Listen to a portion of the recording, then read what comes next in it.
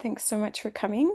I am, I just want to begin first by paying my deep respects to the sovereigns of the land that I live and grow on here in the Blue Mountains, and they are the Gundungra and the Darug people. I feel very fortunate to be very close to members of the Gundungra and Darug community up here, and it's always an honor and a wonderful privilege to be able to um, have this closeness. So, welcome everyone. Thanks so much for coming, and I would like to just begin with a little bit of information about myself, just to position myself and to see where my context is. So, my PhD research around civic fresh food initiatives is very much coming from a practice background. So, I don't have an academic background. My PhD is a practice-based research PhD. And I have been practicing as an urban farmer for the last 10 years in the Blue Mountains. In 2019, four young people and I were really keen to grow veggies regeneratively here in the Blue Mountains, but we did not have access to land. So we started a grassroots initiative, a nonprofit that would just seek to redistribute land power. So we got in touch with people we knew in our community who had unused land that they were unable to make use of at the time. And we offered a barter arrangement where they would be able to pick freely from market gardens on their land and receive free vegetables in return for the use of their land. So we started out that way. Uh, we held community volunteer sessions every week, and our youngest volunteer, who was 13 at the time, identified that there was a lot of unused land in his high school. And his high school happened to be a public high school in a socially disadvantaged area. So we got in touch with the high school and somehow managed to set up a very, very large grow tunnel growing vegetables and running a care through food program for high school students integrated into the curriculum, and also run a vegetable box scheme out of the high school grounds. Um, so my own personal background, zooming out, I'm a settler. I'm a new settler migrant to Australia. I'm Italian. I come from the northern Italian pre-Alps. And interestingly, my father and I, in our village, and a bunch of other people in our village have very distinct, unusual facial features. And a bunch of archaeologists took interest in that about 20 years ago, tested our DNA, and traced us back to a very old 13,000-year-old culture of people who lived in the pre-Alps of northern Italy. If you look closely in that rock on the left-hand side, that's a 12,000-year-old rock carving, and it's a map of the village below. And the village still sits and is relatively similar to what the map depicts. And if you look at the bottom right-hand side, that's a stick of butter that I bought in my village. And it shows the depiction of the person in a prayer pose that was carved all those thousands of years ago in the rock by the ancestors of this area. So interesting kind of correlation between place and food. Um, Okay, so Manu, I'm still only seeing your second slide. oh, bummer. Okay. I know. Couldn't see those photos. So what I might do is I might stop the full screen mode so that I can move. Can you see the slides now? The change Yeah. of slides? Yeah. Okay, great. We'll just have to go with this then. I'll just make it a little bit bigger so you can see better.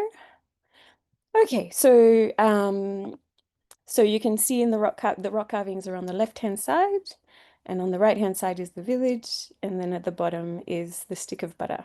Can you see? Um, I'm so sorry that it's not working. It's kind of annoying, but hopefully we'll make it work. Um, okay, so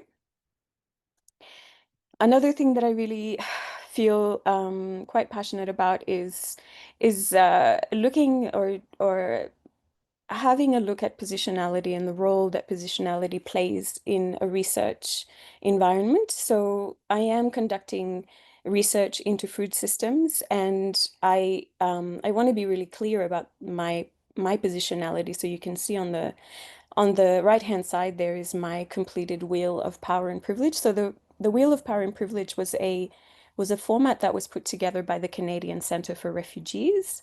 And then it was picked up by an artist, Sylvia Duckworth, and turned into this diagram, which I find really interesting because in the middle is where are the areas in our multifaceted contexts where we can have the most power. And on the outside are the categories that we can be in that mean that we are more marginalized. So you can see I've circled the things that apply to me in on the right-hand side, and that made me realize really how much power and privilege I have in my research work and where I'm coming from in my research. So and I feel like really from a research environment and in a social work environment and youth work environment, the way we work, it's really important to be clear about positionality. So another thing that I'd really like to be super clear about is how I define food. So food can be a very generic kind of broad broad term. And I'd like to really make sure that we're on the same page in terms of its definition. So I define food as a, a grouping or a meshwork of biological entities that are consumed both by humans and non-humans to meet their needs for sustained social, mental, cultural, and physical health. Um, so it's a living meshwork of entities, and it is consumed by humans and non-humans. Um, it can't solely be regarded as a commodity. So we will be delving in deep into the commodification of food that we're experiencing now in our current neoliberal system.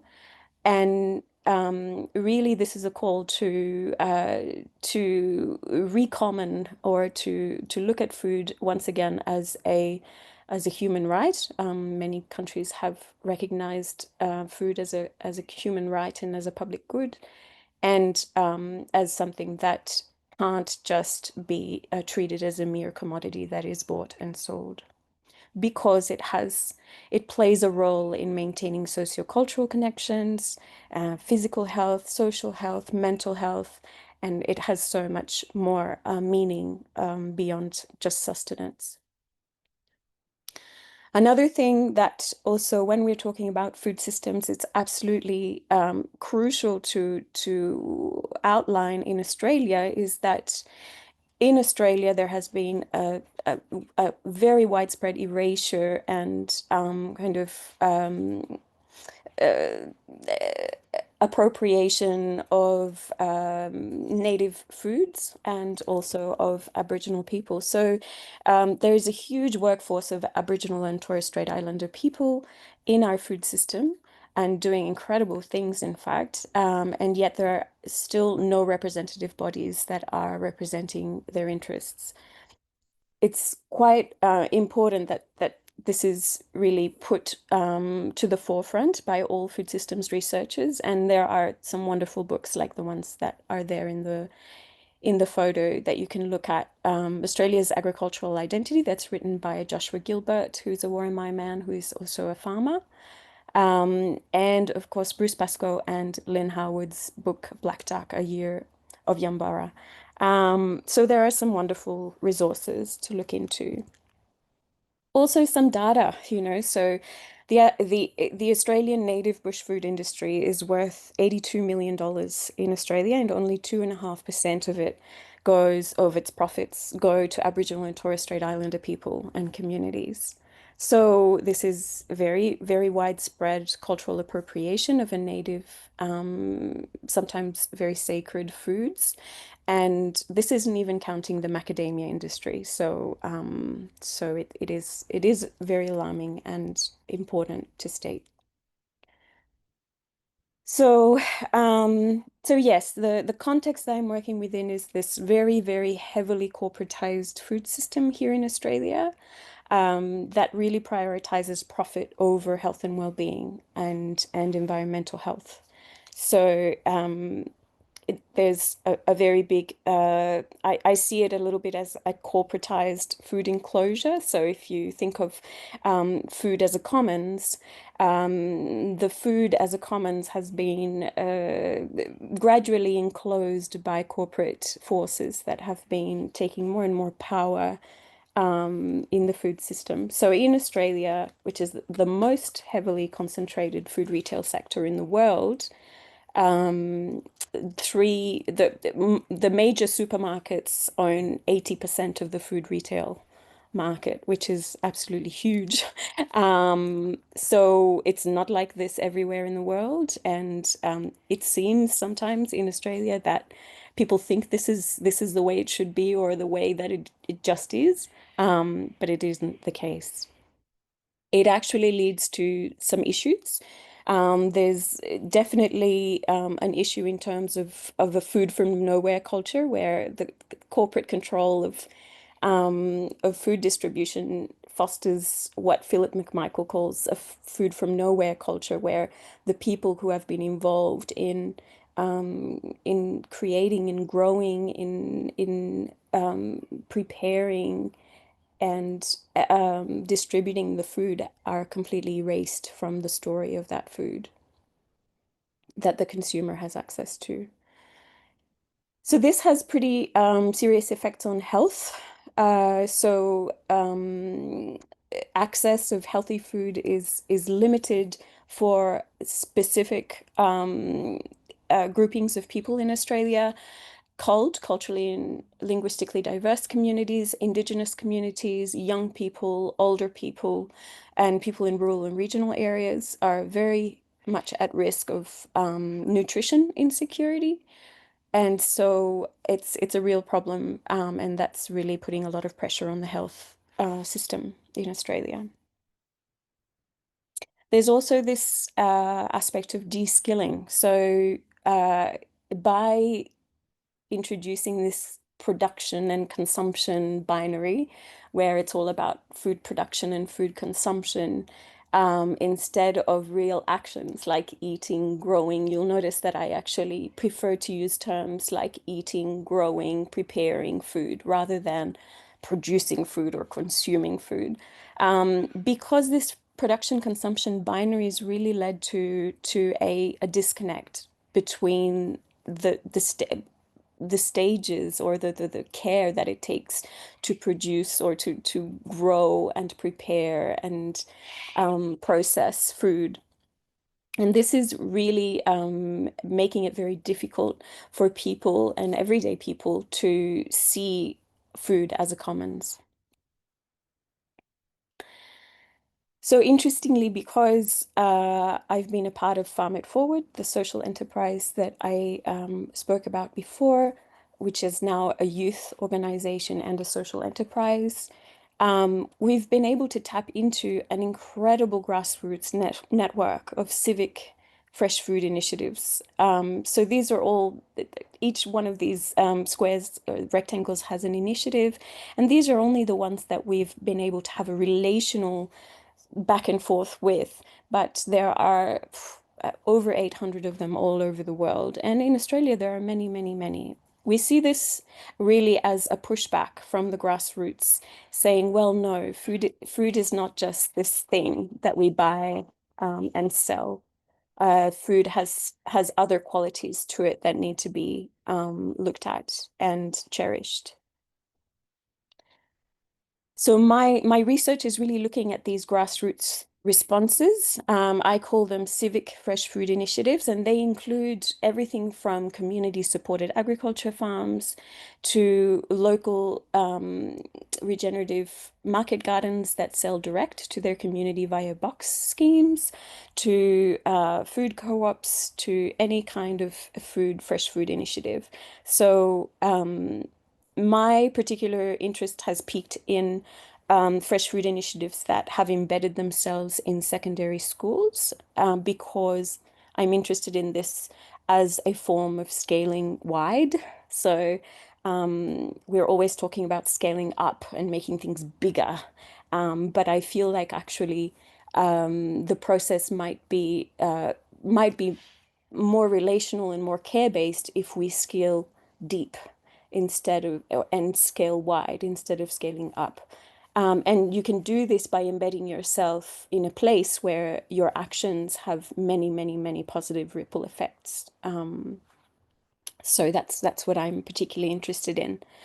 Another thing I'm really interested in is that in a public high school setting, as long as you are operating in a culturally aware, in a culturally safe, and in a trauma-informed way, there's so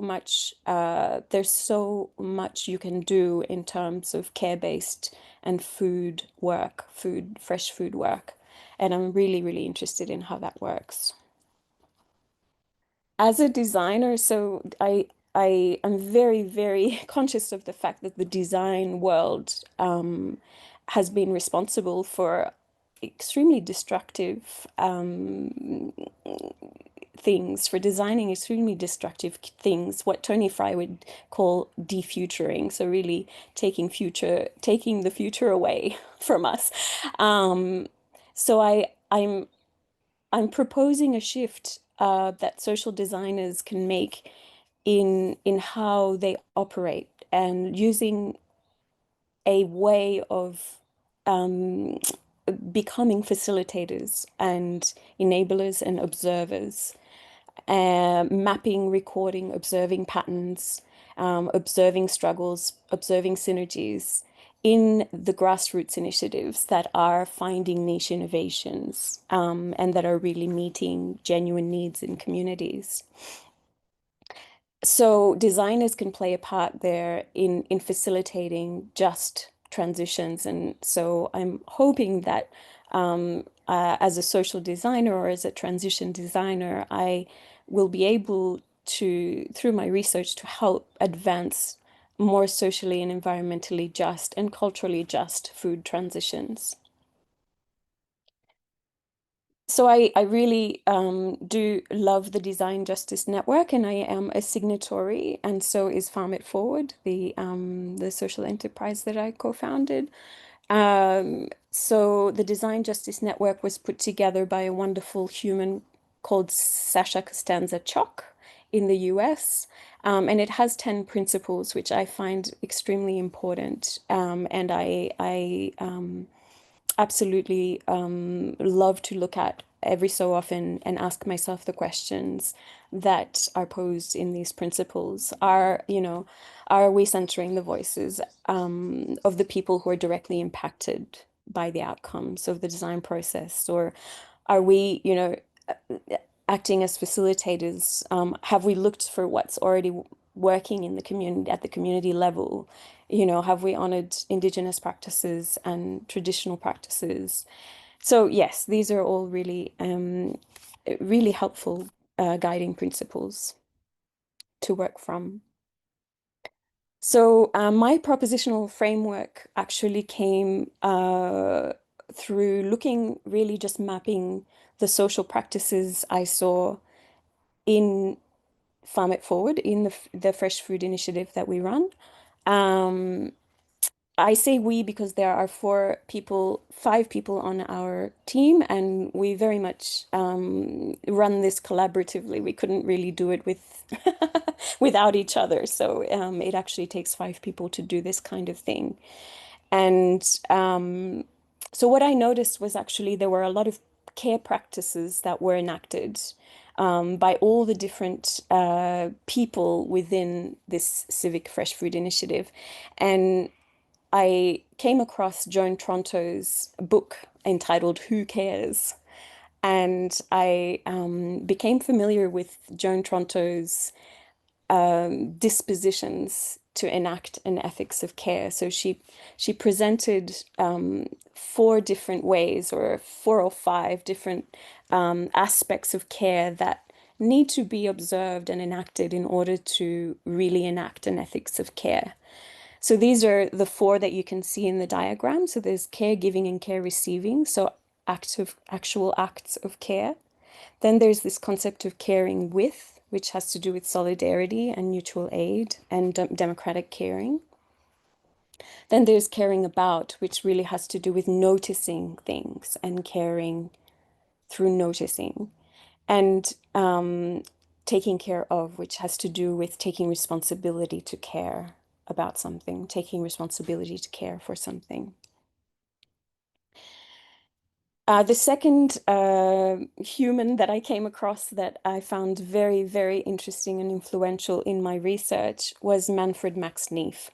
So Manfred Max Neef was an economist who quit his job as an economist through frustration with this concentration and neoliberal capitalist mindset that is always based on the monetary economy and not looking at all the other economies. So he came up with something called human scale development, which is it's based on this matrix of human needs and satisfiers. So he was opposed to looking at fundamental human needs as high as being more important, as one being more important than the other. So he was really interested in breaking that down and saying there is no one fundamental human need that is more important than the other. We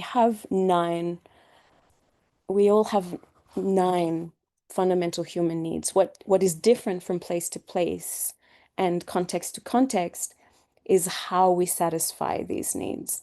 So you can see the nine fundamental human needs there around the person that's sitting down. And you can see that there's five ways that you can satisfy these, and that these five ways really are what forms a culture, or what forms a place or a context. So there's pseudo satisfiers. They're the ones that actually give you a false sense of satisfying a fundamental need. You look at doom scrolling, for instance. Doom scrolling on your phone, it gives you, it gives you the illusion that you're satisfying your need for leisure, but um, yeah, you're not really doing that. There's singular satisfiers that are just really just there aimed at satisfying just one need and no others. So, a home security system, for instance, will satisfy your need for protection, but it really doesn't do much else in that respect. There's inhibiting satisfiers and destructive satisfiers. They're the ones that actually mean that you're satisfying one need, or maybe over satisfying one need, and it actually gets in the way or even destroys your ability to satisfy other needs. If you think about othering, for instance, yes, people say freedom of speech. Yes, I'm going to other someone. I'm going to say that that other is not good, and I am good. That is, maybe gives you the illusion of freedom of choice, but it actually gets in the way of satisfying your need for understanding, for identity, for creation, for participation, for affection, so many different things. So it is very much a destructive satisfier. Then there's synergistic satisfiers. So synergistic satisfiers are the ones that the practices that actually satisfy several fundamental human needs in the one go. So by doing this one thing, you satisfy several of your fundamental human needs. Say, for instance, um, having solidarity or active listening. Yes, it satisfies your need for freedom and understanding, but it also satisfies your need for affection, satisfies your need for participation, for creation, for identity, etc. So that is very much a synergistic satisfier. So my research is actually doing two field research studies, one at Farm My School in just outside of Geelong in Victoria, and the other one at Grow the Future Bigger. So these are both civic fresh food initiatives that work with young people. Farm My School is embedded in two high schools now, and Grow the Future is independent, but they work very closely with local high school aged young people. And I will be conducting focus groups around this care through food and fundamental human needs and satisfiers idea. And you'll get a little bit more of an idea of what I'll be facilitating because we're going to have a little go after this. So, yes, so those are my two field case studies. And then my third is an action research study that has already begun at Katoomba High School, where we have our grow tunnel. We have now have a big grow tunnel growing vegetables and running a civic fresh food initiative on Katoomba High School grounds. And we are facilitating weekly skill sharing sessions that enable us to have informal discussions around care through food practices and fundamental human needs. So yeah, let's I'm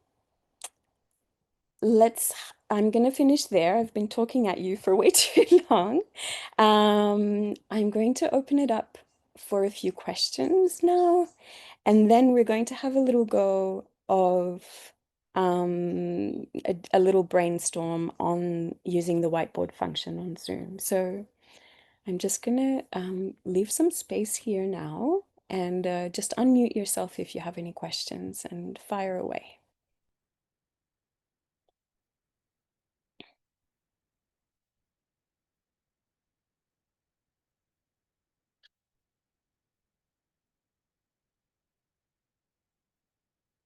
Nope, no questions? Okay. All right, so we're gonna start. I'm going to stop my share. Sorry, just how do you finish sharing?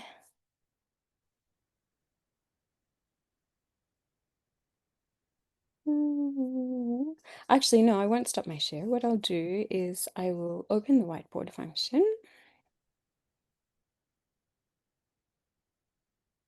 Just bear with me, everyone. If a question comes to mind, please jump in because I would love some feedback.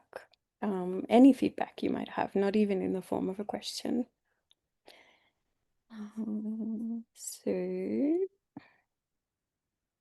I don't know if I have a fully formed question yet, but I mean, I'm totally on board with where you're at, but I'm wondering if, as part of this, your thoughts about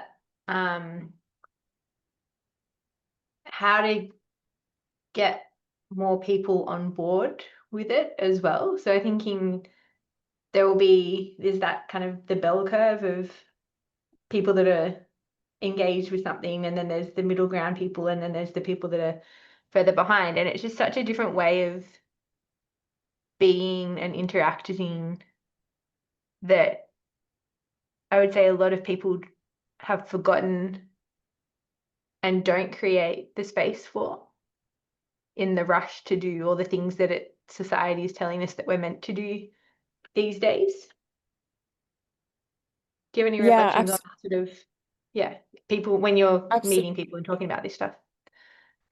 Yes. So we're going to like our little whiteboard exercise might shed a little bit of light on that. And that's such an awesome point. We're kind of living in an engineered time scarcity that and also an engineered sense of separation between things. That means that we rarely have the time space to be able to look at this kind of thing. So I guess my field research and then coming up with this framework maybe at what I'm very early on in my research here. I'm in my beginning of my second year in my PhD, and I'm hoping that through time and seeing how people interact with this framework, I'll be able to figure out a way of doing this work with people and bringing people along on the ride. So the fact of working in a public high school setting, I find is extremely important in that it it it invites everybody who, I mean, particularly in my context in Katoomba, in the Blue Mountains, most people who can afford it send their kids to a private school. And so the public high school here is a really good snapshot of the less advantaged people, and the more disadvantaged people in our community. And often their young people have a lot to say. And it's just really making that space for for a conversation. Does that answer your question? Yeah. Yeah, And yeah. in the scope, yeah, totally. In the scope of your research, and I guess my question was a bit broader about, beyond the high school setting, but you don't need to know that from your work. I mean, Yeah, I think when so we it's become really adults, looking at there's all those informing. other, yeah, adults Yeah. with that time and what you value, and then what you put your time into changes over the life course. Yeah, so there's a couple of layers as well. So through there's the impact that you can have through public high school, working within a public high school. So that has a flow-on impact onto families and not just the young people involved. And that's why running a civic fresh food initiative, so not just having a school garden, but running a civic fresh food initiative where you're selling vegetables affordably to the local community means that you're not working in a silo. You're really operating in a very open environment in a public high school setting. So that kind of work is, I think, quite crucial to that. And also, this kind of work for me as a researcher means that I'll be able to hopefully influence policy in regards to adequate funding and regular funding going to civic fresh food initiatives doing this kind of work and things like this. Because at the moment, really the reason why it's very difficult to get something like this off the ground is that it's near impossible to access funding for it or to access the right resources to do something like this. So it's really about looking at what's influencing policy and decision making, so that there's both bottom up and top down change. Like the bottom up, there's not really bottom up change that needs to happen. That's more of an evolution, but the top down approaches need to change. We need to stop having outcomes based, project based funding rounds like we are at the moment. We need to stop prioritizing health service delivery instead of preventative health. Things like this. So it's really to do with all of that. It's a whole systems kind of approach to it. Does that answer your question? I'm so sorry. Yeah, yeah, totally. Yeah, awesome. Great. Wonderful. Okay, so I figured out how to do this. So I'm going to share another screen, desktop one. That might be better. Share, and then can you see my Zoom whiteboard? Can you see a Mm, whiteboard with a table on it, or is it just my desktop that no, you can I'm still see? seeing the question slide. Okay, that's so strange. Okay. So I'm going to put that away. Stop one. Can you see it now? No, but you might be sharing There's this the annoying kind of thing the where you share the wrong wrong. layer of thing that you want to share. I don't know how to describe that. Yeah, yeah, yeah. No, I absolutely get what you're saying. So I'm going to stop sharing and then I'm going to start sharing again. Yeah, Okay. Now, can you see that? I see a desktop and a photo. That's still not working. Oh, I'm so sorry. I'm having technical difficulties. Okay. This, I remember at another conference that someone was having exactly this problem, so it's a real annoying over the shoulder, side by side. Only. Okay, I'm gonna stop again and try again.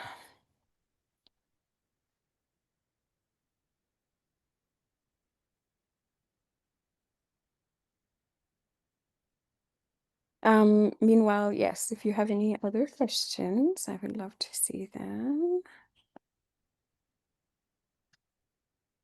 Um, it's not working. Okay, so let's see if I can do this.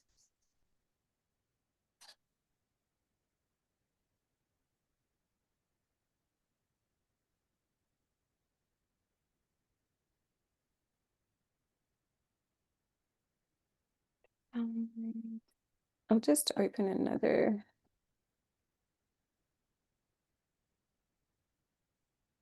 window. Ah, still not working. Okay.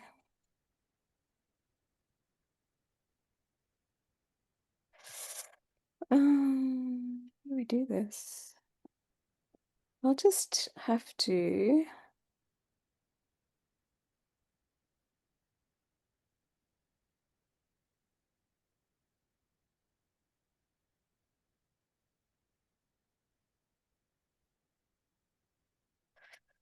I just want to see if I can.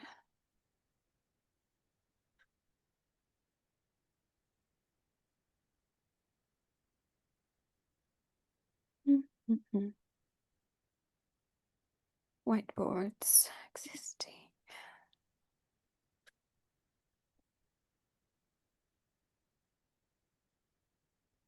Okay, so are you seeing this whiteboard? Yes. Excellent. Oh my gosh, we got there. Wonderful. Okay, so I can see you all in there. That's wonderful. What I'd like us to do just quickly for the remaining 20 minutes is just for the next 5 to 10 minutes, I'd like you to think of some everyday foods and everyday food practices. So anything that's related to growing, cooking, eating food, practices that you perform habitually. And see if these are synergistic, inhibiting, pseudo or destructive, or singular satisfiers. So once again, you just think of some food practices that you do. I've put some in there as examples. You can use the text function on the left-hand side to type them in. So you can see each column is a different fundamental need that your food practice satisfies. And you can change the color of the text according to the colors of the different types of satisfiers. So see if you can contribute one everyday food or food practice that you enact, and see if you can think about whether it is an inhibiting satisfier, a pseudo satisfier, a singular satisfier. See what you come up with. Is everyone okay with actually typing in their new type? So you select the type function on the left-hand side, the text function, and then you just put in your words.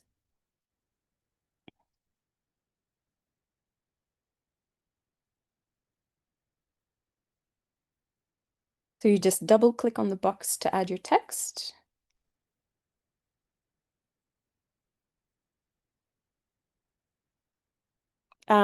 Shout out in the chat if you're having trouble.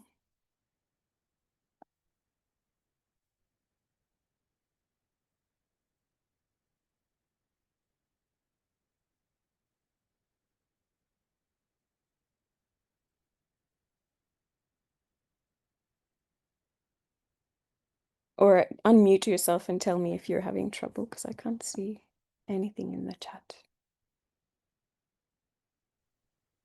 Hi Manu, it's Mara here. I thought I would just jump in and ask if I could get some guidance. So mine is just sitting on the left-hand side. I've just written cake for morning tea, Oh post yeah, gardening, and I'm just gonna leave it there and maybe you could slide it wherever you would put it. amazing. Um, do you think that this practice satisfies only one of these fundamental human needs, or does it satisfy many? Does it stop you satisfying other needs? What do you Yeah, so reckon? this was like my favorite food thing to do at the moment is to enjoy cake with other people in a Yep, community garden session or setting, I should say. So I think yeah, other than not being the most nutrient dense food ever, I think the satisfaction of that shared cake is totally up there as I can see other people are writing in there, but I'm feeling a little bit absolutely. unsure. Yeah, so that's beautiful, and you've hit the nail on the head there in terms of so this is a practice that is food related. Sure, it might not be nutrient dense, nutritious food, but it satisfies several fundamental needs at once. Like it satisfies your need for identity, for freedom, for affection, for participation. And so it is a synergistic satisfier in my mind. Would anyone oppose that? Mm. I, it sounds to me like it is a very much a synergistic satisfier. So I'm going to change it to the Okay, yellow color. cool. And Thank you. it really is, you can see that home cooked dinner with close friends for me is also a synergistic satisfier, and I've put it into several areas. Mm, So really you just copy and paste it. So I'm just copying and pasting it a little bit everywhere mm, because it has that function of synergistic satisfiers. Um, the interesting thing with these synergistic ones is that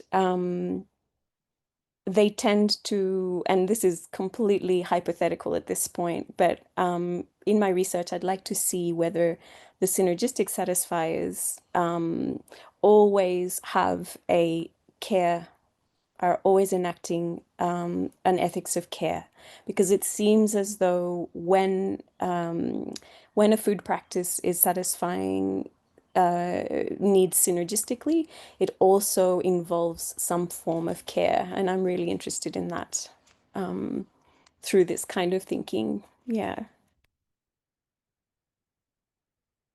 wonderful. I can see people are doing things. Thank you.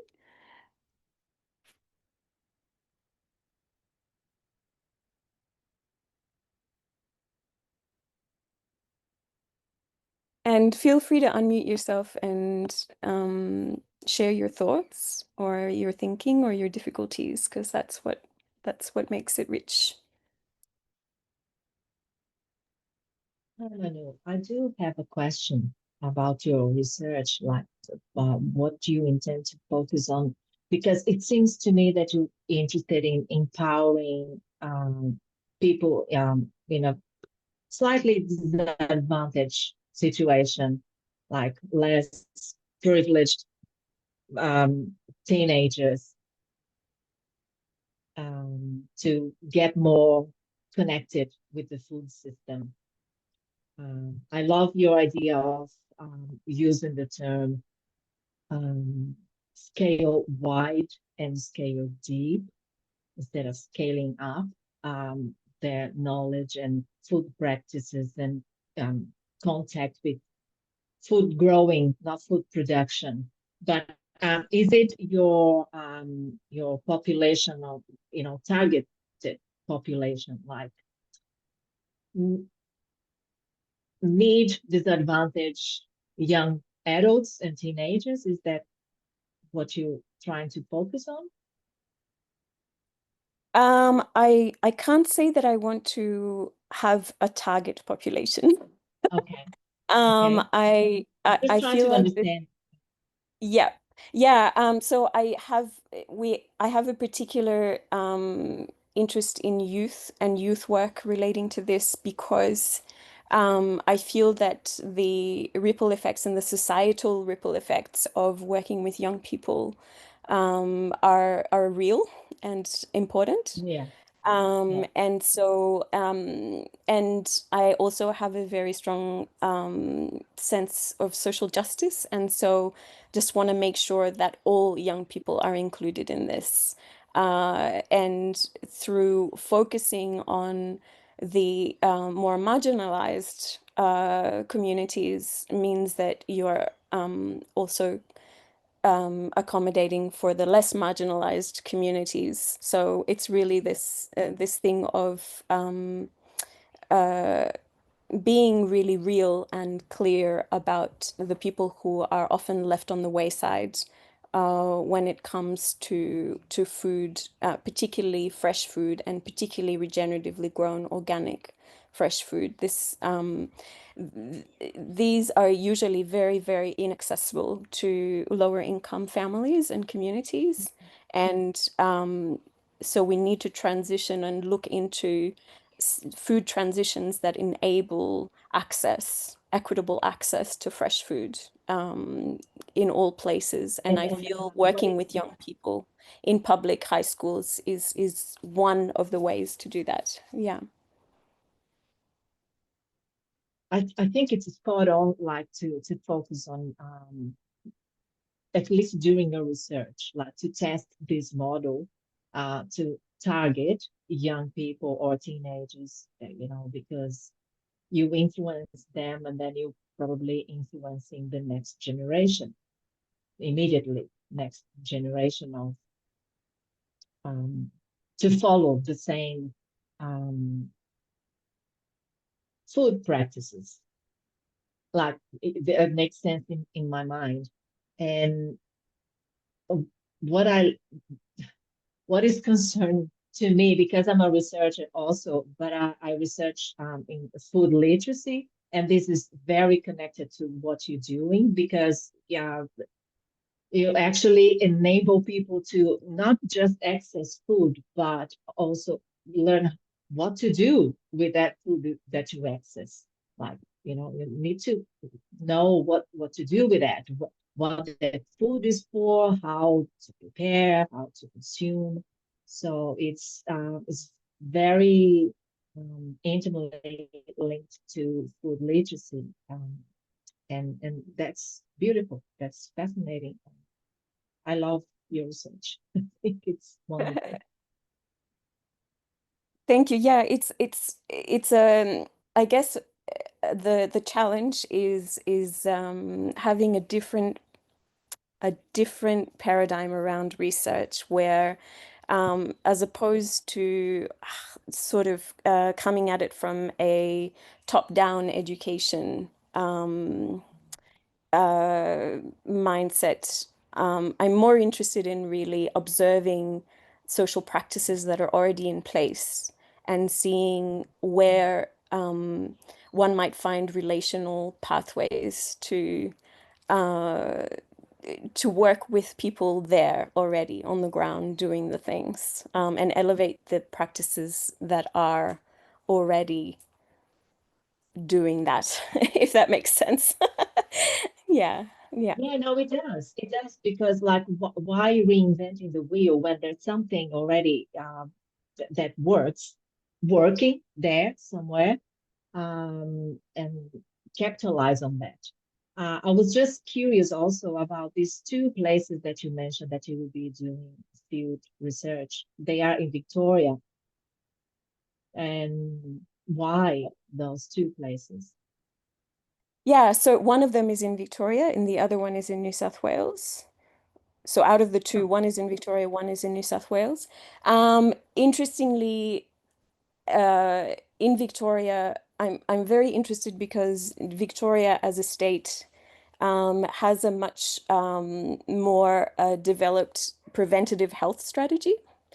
yeah, And so this one case study that I'm going to be doing field research in has received a huge amount of funding, just recently received a huge amount of funding from their local primary health network. And in my experience running a civic fresh food initiative here in New South Wales, this would never be possible in New South Wales, the way that the primary health networks in New South Wales are functioning. So I'm interested in seeing the difference and what the differences and similarities and synergies and struggles are between the different states. I wish there were some initiatives in other states and territories. At this point, I don't know, but please email me if you do. I don't know of any other civic fresh food initiatives embedded in public high schools that are doing this kind of work. But I'd be really interested if there were. So it's this. And also, you know, you can only do so much field research in your PhD. And I'd prefer to do deep relational work rather than just go around and just, you know, spend one day there and not really relationally have any reciprocity in what I'm doing. Yeah, no, sorry. I didn't realize one of the places was in New South Wales. Like to me, the both seem to be in Victoria. And I was curious about if you couldn't find any other initiatives like here in the Blue Mountains. I'm in Katoomba as well. Oh yeah, great. Yeah, so if Grow the Future is in Bega, so in the Bega Valley, so which is a rural Oh, area in the south of New South Wales. Yeah, yeah. okay. Well, congratulations. I love it. I put some things there. Wonderful. Thank you so much. It's going to be Um, super helpful for you. Thanks for all of your inputs, everyone. That's really wonderful. I I was going to then really pose the question, which ones of these practices or which ones of these practices do you see as care through food practices? So, um, which ones of the practices you've identified are care through food practices? I can see that there's lots of wonderful synergistic satisfying practices. There's a couple of pseudo-satisfying practices and some inhibiting satisfiers. So tell me, would you be the person who wrote Breakfast Eaten at Work Late and Cold? Could they unmute themselves and just tell me a little bit about that and why they see that as an inhibiting satisfier? Oh, that was me. Yeah. Yeah, I'm not sure. I think I just selected the one that I thought it was, but yeah, that's a pretty regular food habit of mine, and it's not very satisfying at all. Trying to Yeah, yeah. trying to get the breakfast in, but knowing that you've not really taken the time to sit and eat it, and it's lost its lovely warmth and eaten while doing customer service. And it's gone all soggy. And Mm. which other needs do you think it's inhibiting? Um, yeah, to Out really of appreciate the food that I'm eating. Often a lot of it is like lovely food that either myself or my partner have put effort into making, whether there's like chutneys or preserves or fresh veg or lovely ingredients from the market, and then they've just sort of all been thrown together, and like the continuation, like all the processes prior have been quite meaningful and mindful, and then getting to the consumption part, it's interrupted by having to go to work or having to exist in under capitalism or with time constraints, all of these other things that have kind of severed the food relationship, I think. And just not always having a ready to go appetite as well, kind of trying to time food to be on a clock rather than when my digestion is starting to tell me it's time to eat food. Yeah, absolutely. Absolutely. It's really interesting because it relates back to what Amy was saying before about the engineered time scarcity that we have where, you know, it's like we can't actually we almost have to use inhibiting satisfiers because we don't have the choice a lot of the time. Yeah, that's so interesting. Would anyone like to unmute themselves about their the satisfiers they've put in? I love the um,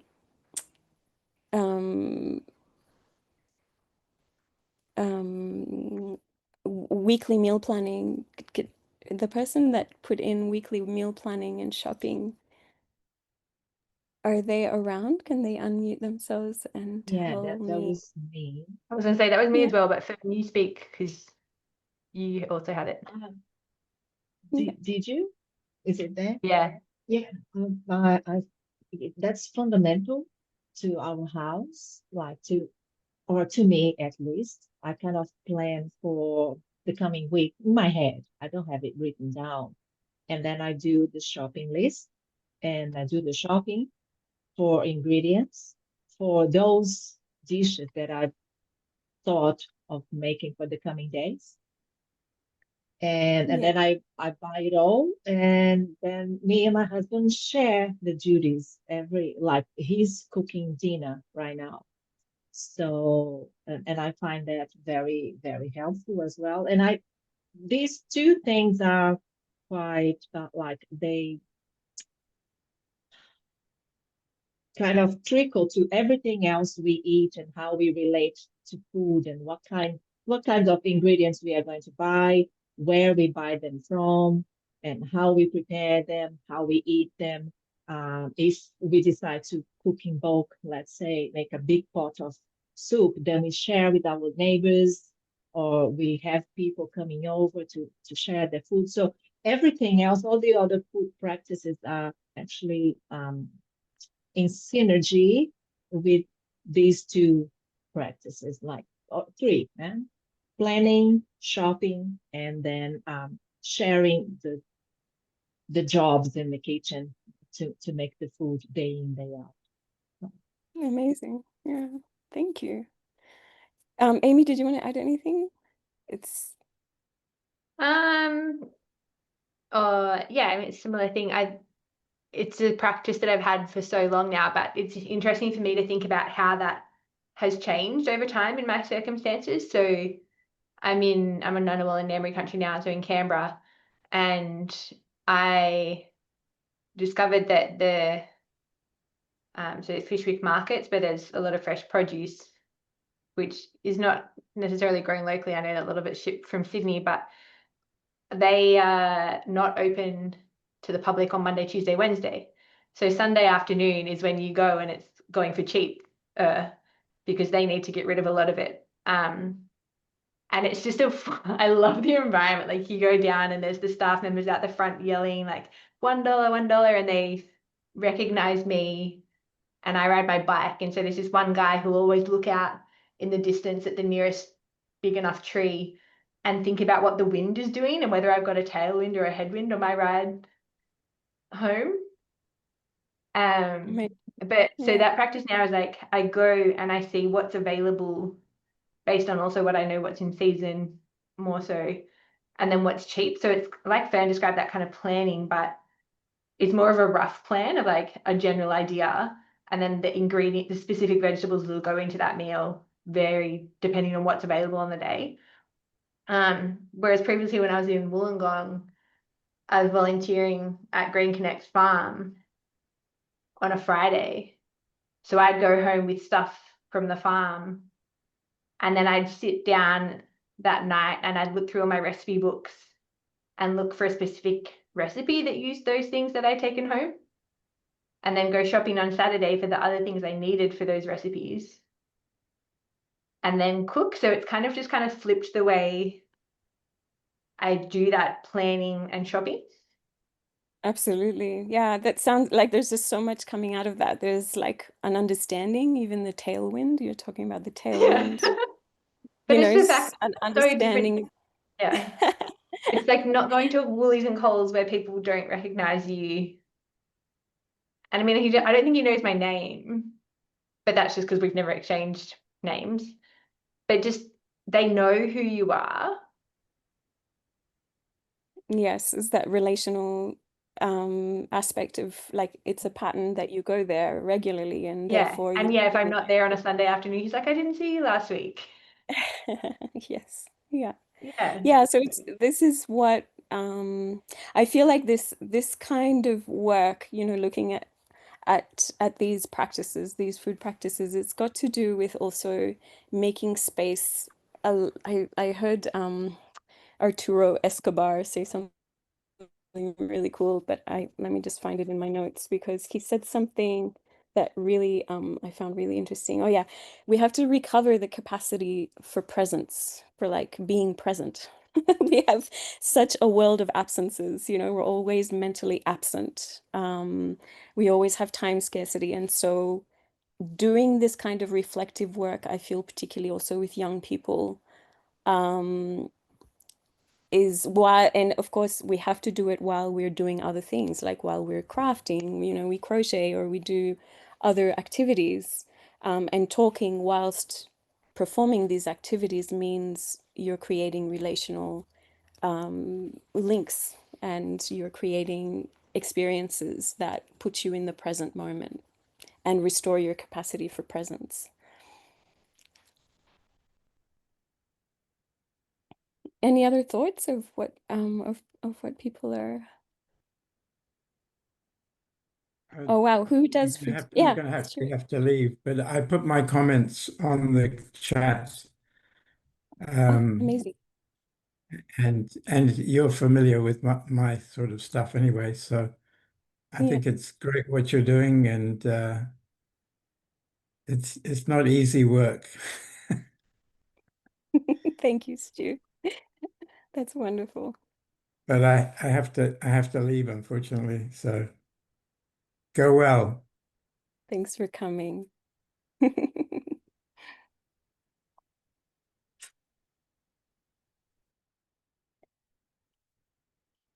So yes, so I feel like these practices also and looking at care through food is a different way also of looking at it. Has a community, it definitely has a community economies standpoint in the sense that it's not about the monetary economy. Yes, sure, food and civic fresh food initiatives might be bought and sold, but there's a lot more to it than that. There are other exchanges, other economies that are not monetary economies that are also put in function, which makes it extra interesting. Any final thoughts before we finish up? I think that's the hour we've gone through.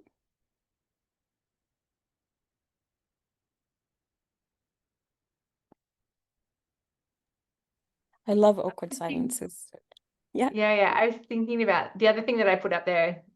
Not sure if it's not Oh, sorry. in the color, but the food scraps Oh, collection thing. I know yes. you're talking about cooking and practicing, but I put that under identity. And then I was just thinking more about that kind of like connecting to people. And sometimes it's about creating the space for others.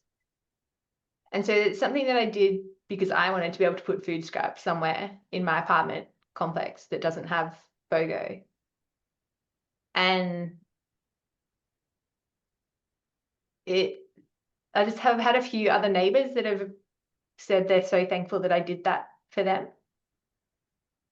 Because they were like, oh, I've always wanted somewhere to put my stuff, put my scraps that isn't going to landfill. And I just think similar to what you're doing, it's like creating a platform for people that don't necessarily know how to take a step themselves. Yeah, absolutely. And it's that element of caring with, that element of solidarity as well, because it enables caring with. Yeah, it's In like I that. don't see any of these people. I don't see the people that come and pick it up and take it to their place to compost and bring back empty tubs, but it's just working in this system now of I don't have to contact anyone. People just come and pick them up and take them away and bring it back. And some neighbors go and put their scraps down there. It's like, oh, this is great. It's working.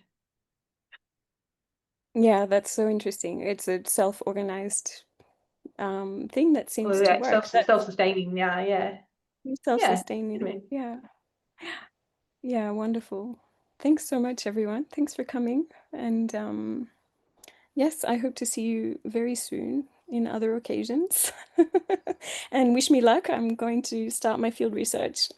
So I'm going to go for lots of long drives to different places, and I'll keep you all informed.